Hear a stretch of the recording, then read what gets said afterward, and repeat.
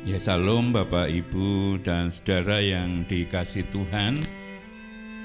Biarlah kiranya damai sejahtera, kasih karunia dari Allah Bapa dan dari Tuhan kita Yesus Kristus senantiasa dilimpahkan di dalam setiap kehidupan kita.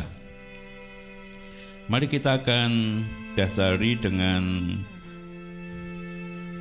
firman Tuhan di dalam surat Galatia pasal yang ke-5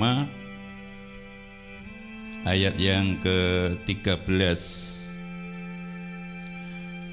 Galatia pasal 5 ayat 13. Saya akan bacakan bagi kita semua, demikian firman Tuhan. Saudara-saudara, memang kamu telah dipanggil untuk merdeka. Tetapi janganlah kamu mempergunakan kemerdekaan itu sebagai kesempatan untuk kehidupan dalam dosa, melainkan layanilah seorang akan yang lain oleh kasih. Puji Tuhan, kita sungguh sangat bersyukur. Sebagai orang percaya, kita ini memiliki satu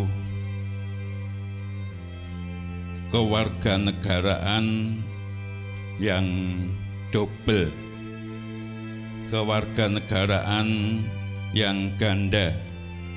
Yang pertama, kita telah oleh karena anugerah dan kasih karunia yang daripada Tuhan, kita dimerdekakan dari belenggu dosa oleh Tuhan kita Yesus Kristus, oleh karya pengorbanannya di atas kayu salib. Tuhan telah menebus dosa-dosa kita, menggantikan penghukuman yang seharusnya kita tanggung, sudah ditanggung oleh Tuhan Yesus, dan kita sudah dimerdekakan, kita sudah dibebaskan, dan sekarang kita menjadi warga kerajaan Allah. Kita menjadi warga kerajaan surga yang tentu memiliki satu janji-janji Tuhan yang luar biasa, tetapi juga memiliki tanggung jawab yang besar yang Tuhan berikan kepada kita semua.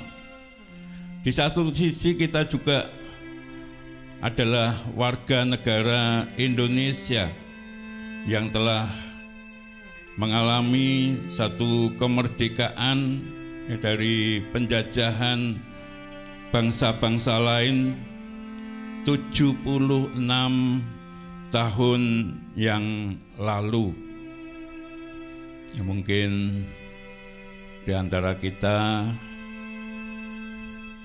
banyak yang tidak mengetahui atau hidup pada zaman penjajahan dulu. Kita hanya tahu dari sejarah bagaimana bangsa kita Indonesia ini dijajah oleh bangsa-bangsa lain ratusan tahun, dan oleh pahlawan-pahlawan kemerdekaan. Maka pada 76 tahun yang lalu, ya tepatnya pada tanggal 17 Agustus tahun 1945, Indonesia menyatakan kemerdekaannya. Artinya bahwa kita telah terbebas dari penjajahan bangsa-bangsa lain, dan kita sudah merdeka dari pengaruh atau penjajahan bangsa-bangsa lain. Dan baru saja kita memperingati kemerdekaan Indonesia, ya tepatnya pada hari Selasa tanggal 17 Agustus tahun 2021, ya tepat 76 tahun ya Indonesia merdeka, dengan satu tema yang cukup bagus, yaitu Indonesia tangguh, Indonesia tumbuh.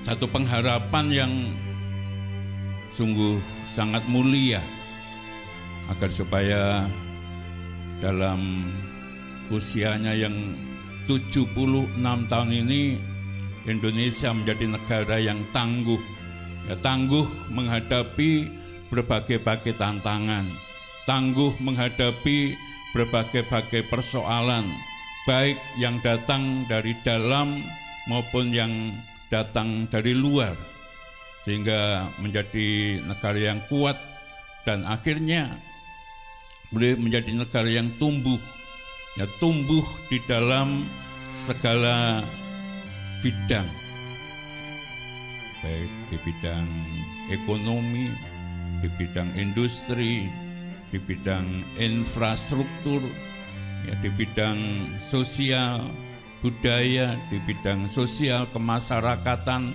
dan lain sebagainya. Nah, sebagai warga negara Indonesia, kita pun juga memiliki hak, tetapi juga memiliki tanggung jawab yang besar sebagai warga negara. Nah, kemudian perenungannya adalah, atau pertanyaannya adalah, apakah hak dan tanggung jawab kita sebagai warga negara? Bapak, Ibu, dan saudara yang dikasihi Tuhan, sebagai warga negara kerajaan Allah atau sebagai orang yang percaya kepada Tuhan, yang tadi saya katakan hidup kita sudah ditebus dari dosa oleh karena karya pengorbanan Tuhan Yesus di atas kayu salib, maka kita memiliki hak atau jaminan yang sungguh sangat luar biasa. Kita dimerdekakan dari belenggu dosa. Kita mendapatkan jaminan keselamatan. Kita mendapatkan jaminan kehidupan kekal. Dan selama kita masih hidup di dunia ini, kita mendapatkan jaminan pemeliharaan dari Tuhan, sampai pada akhirnya kita nanti dipanggil Tuhan dan boleh masuk di dalam kemuliaan Bapa.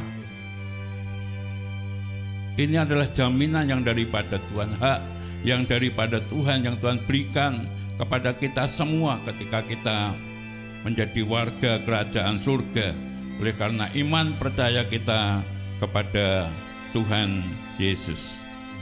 Kalau kita membaca di dalam 1 Petrus pasal 2 ayat 24 dan 25, dari sana disebutkan demikian.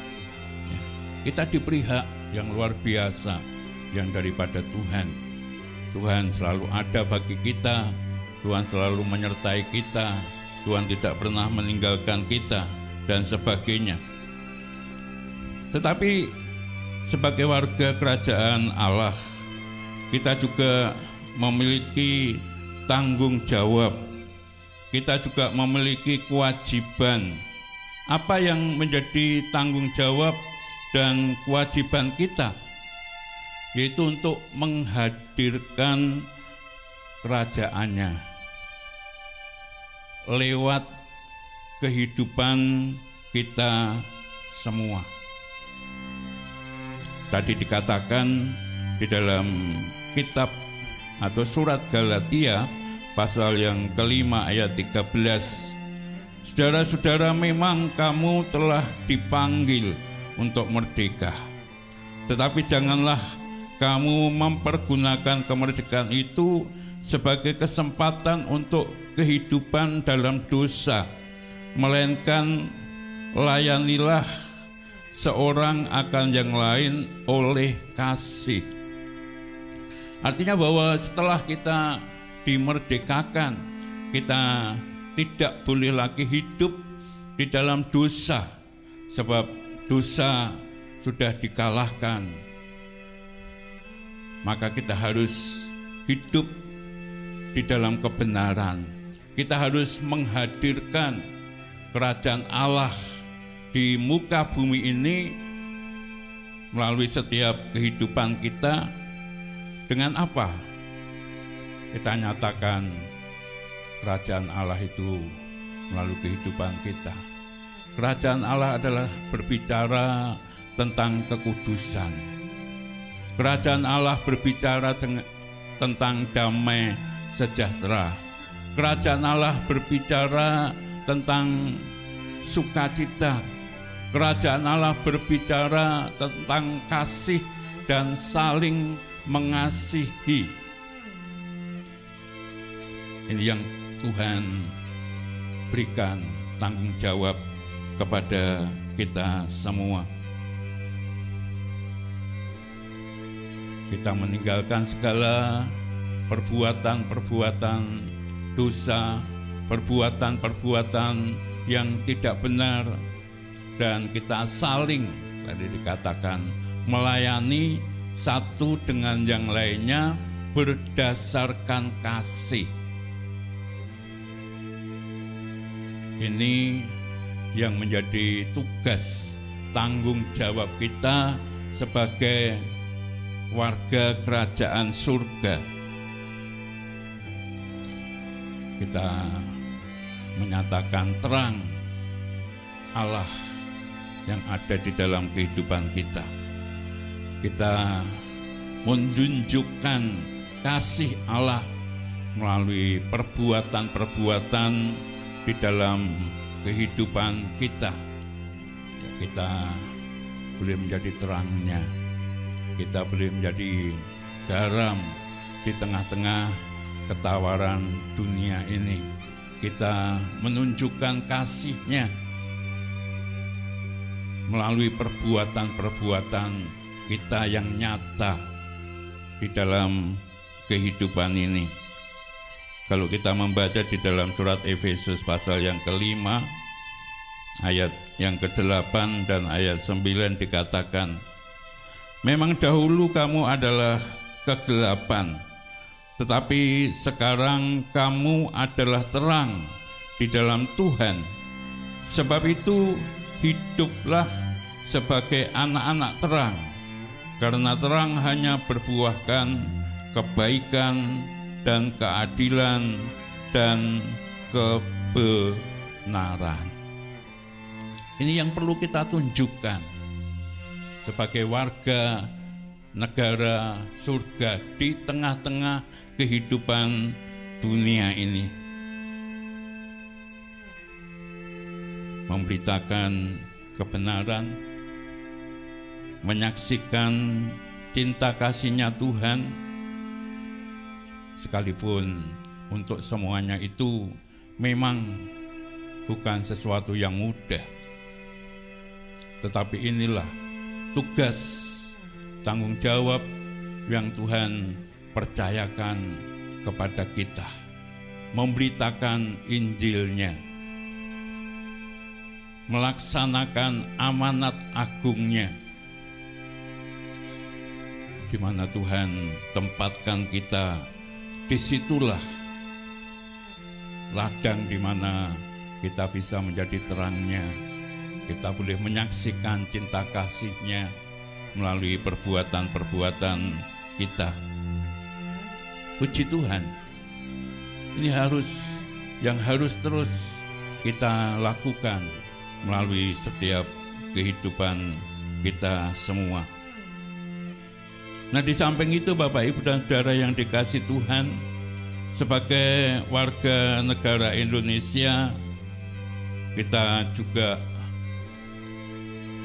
boleh ada di dalam negara yang telah merdeka, di mana para pendahulu kita, para pahlawan-pahlawan kemerdekaan, mereka sudah berjuang sedemikian rupa, mereka telah berkorban sedemikian rupa sehingga Indonesia ini boleh mendapatkan kemerdekaannya.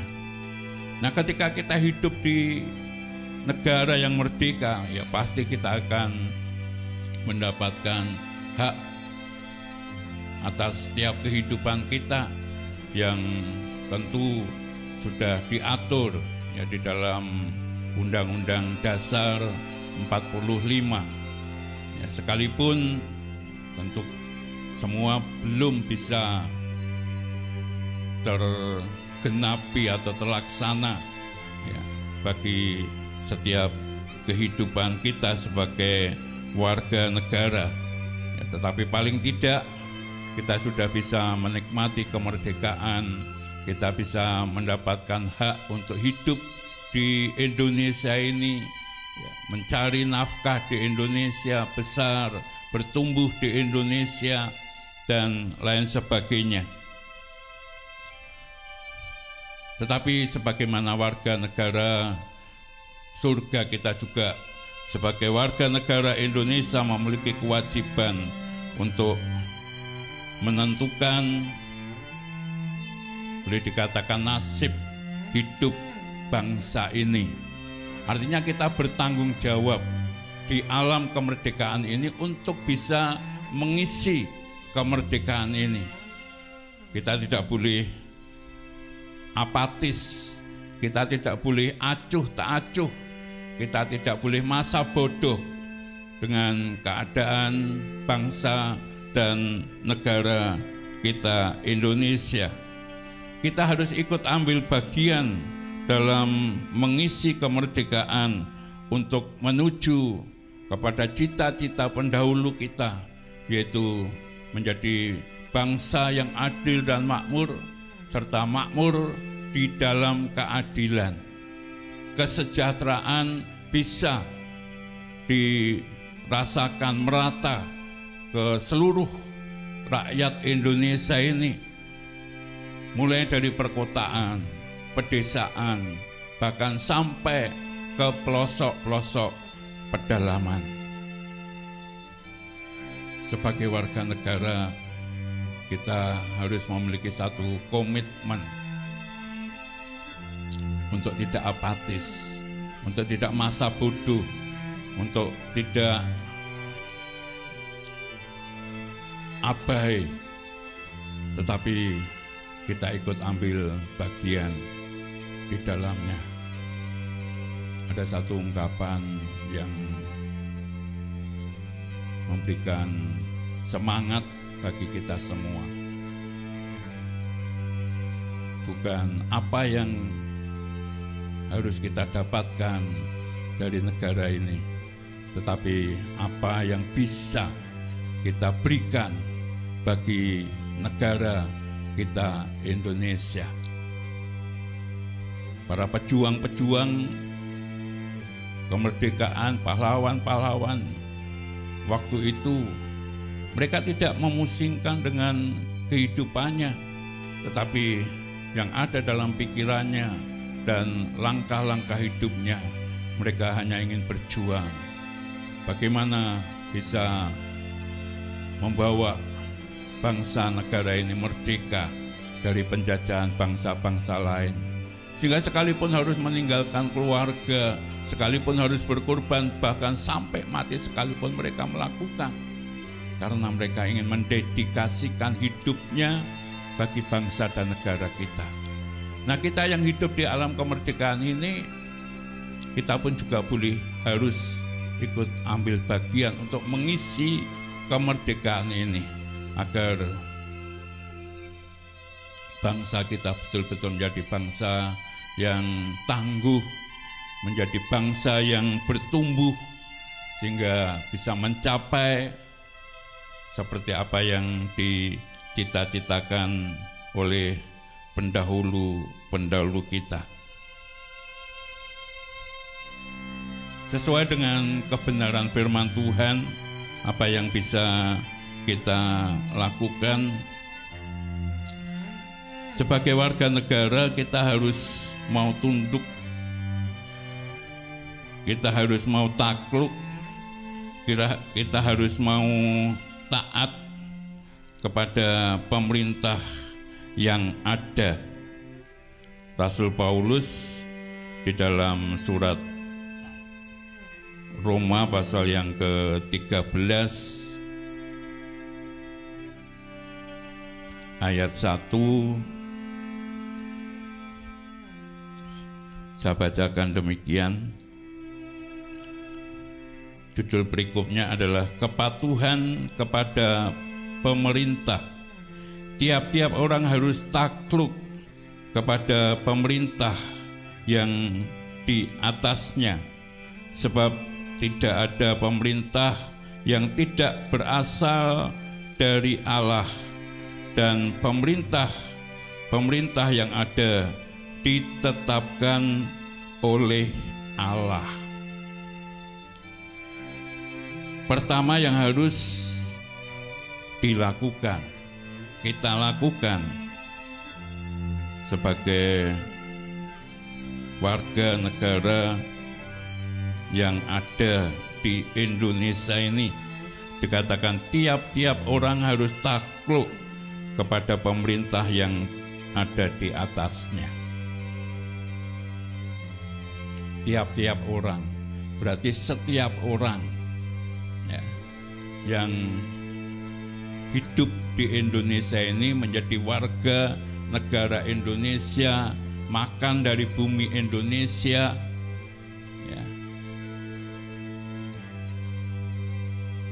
Apa yang menjadi tanggung jawabnya? Apa yang menjadi kewajibannya? Tunduk, takluk, taat kepada pemerintahan yang ada.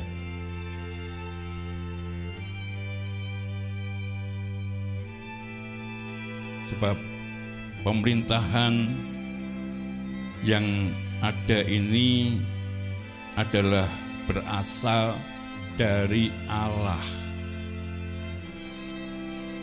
Tidak ada yang kebetulan. Ya, sekalipun kalau di Indonesia tiap periode diadakan pemilihan umum dengan berbagai-bagai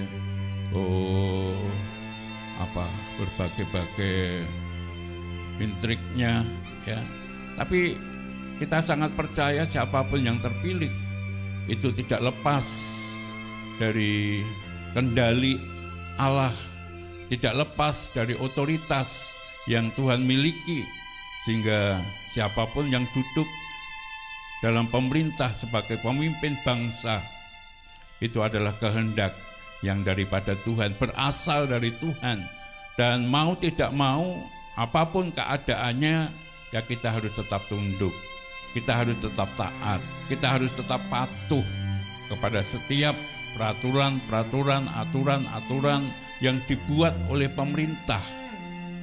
Senang atau tidak senang, kita harus tetap melakukan seperti apa yang sudah diatur segala sesuatunya oleh pemerintah ini. Apapun itu, ya kita harus mengerjakannya dengan sebaik-baiknya. Kemudian yang berikutnya, Bapak Ibu dan Saudara yang dikasihi Tuhan, firman Tuhan menasihatkan, mengajak kepada kita semua agar supaya kita berdoa bagi pemimpin-pemimpin dan berdoa bagi bangsa dan negara kita Indonesia ini. Di dalam surat 1 Timotius pasal yang kedua ayat 1 dan ayat yang kedua dikatakan demikian. Pertama-tama aku menasihatkan, naikkanlah permohonan, doa syafaat, dan ucapan syukur untuk semua orang, untuk raja-raja, dan untuk semua pembesar, agar kita dapat hidup tenang dan tentram dalam segala kesalehan dan kehormatan. Rasul Paulus kepada anak rohaninya Timotius yang menasihatkan agar supaya senantiasa berdoa ya, bagi semua orang, bagi raja-raja, termasuk juga pemimpin-pemimpin bangsa, pembesar-pembesar, ya, agar kita dapat hidup tenang, tentram dalam segala kesalehan dan kehormatan. Inilah sebetulnya Bapak, Ibu, dan Saudara yang dikasihi Tuhan, yang setiap kita pasti bisa melakukannya, ya, berdoa. Selain kita berdoa pada Tuhan bagi kepentingan masing-masing diri kita, tetapi firman Tuhan juga mengajarkan untuk kita berdoa bagi pemimpin-pemimpin bangsa, pembesar bangsa, ya, agar supaya kita bisa hidup di dalam ketentraman, ketenangan, ya. Sebab kita sangat percaya ketika kita berdoa, maka Tuhanlah yang akan bekerja. Ketika kita berdoa, maka Tuhanlah yang akan bekerja. Sebagaimana dikatakan di dalam kitab 2 Tawarikh pasal yang ke-7 ayat yang ke-14. Dan umatku yang atasnya namaku disebut merendahkan diri, berdoa, dan mencari wajahku, lalu berbalik dari jalan-jalannya yang jahat, maka aku akan mendengar dari surga dan mengampuni dosa mereka dan memulihkan negeri mereka. Dan umatku, kata Tuhan, ya, umat Tuhan yang atasnya nama Tuhan disebut, ya, setiap umat Tuhan yang menyebut nama Tuhan melalui hidupnya, merendahkan diri di hadapan Tuhan, menyadari akan segala keterbatasannya, menyadari akan ketidakmampuannya, mengakui akan kemahakuasaan dan kemahabesaran, kemahakasihnya Tuhan dan lain sebagainya, dan mencari wajah Tuhan, bukan sekedar berdoa tetapi mencari wajah Tuhan, ingin senantiasa ada di dalam hadirat-Nya, menjadi orang-orang yang saleh di hadapan Tuhan dan mengakui dosa-dosanya. Maka dikatakan firman Tuhan, maka, ya, kata sambung maka ini, ya, sangat-sangat menentukan, sangat-sangat berarti, ya. Maka, ya, merupakan satu sebab akibat ketika umat Tuhan senantiasa hidup merendahkan diri di hadapan Tuhan, senantiasa mencari wajah Tuhan, senantiasa berdoa, senantiasa mengakui, menyadari akan segala dosa-dosanya dan kemudian bertobat di hadapan Tuhan, maka Tuhan akan bertindak dengan sangat luar biasa.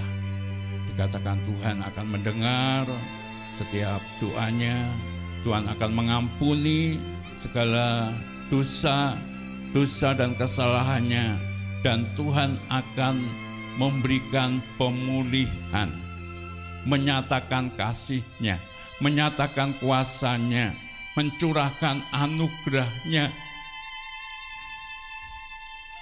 bagi setiap orang yang berdoa.